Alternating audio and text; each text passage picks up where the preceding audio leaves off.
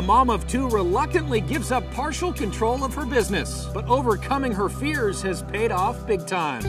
This is News on Main, your connection to small business. Selena Lentz was another busy mom who found herself stranded at the mall without a diaper in a time of need. Been there?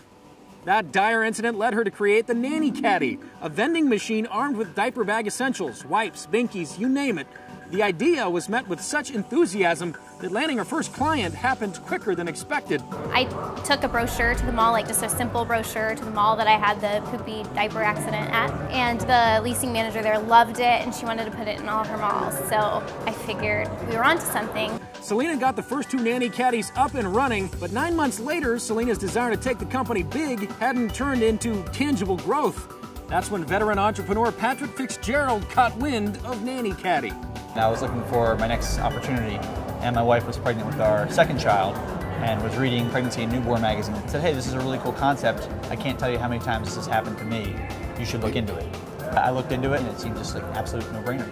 Patrick reached out to Selena, but she wrestled with the idea of bringing in someone new and potentially giving up some control of her startup. I wrote out an email that said, no thank you, we're fine, we don't need any help. And then I thought, what am I talking about? We do need help. I need somebody who could be the CEO of the company because that's not my skill set. Selena decided to invite Patrick out to Arizona for an interview.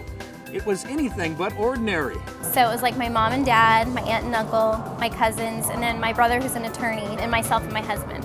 It kind of came off as kind of like a meet the parents experience. Definitely after the second day, we all knew that Patrick was a real person that would, we could trust.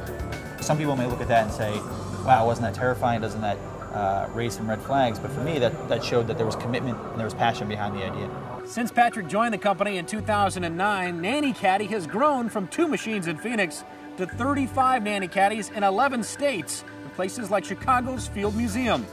And it's poised to grow even bigger. It's definitely important to be selective and protective of your idea, but at the same time, the question I ask myself is, I own 100% of 2 machines, and wouldn't I rather own less of a percent of much more? And I think you have to give up to get there.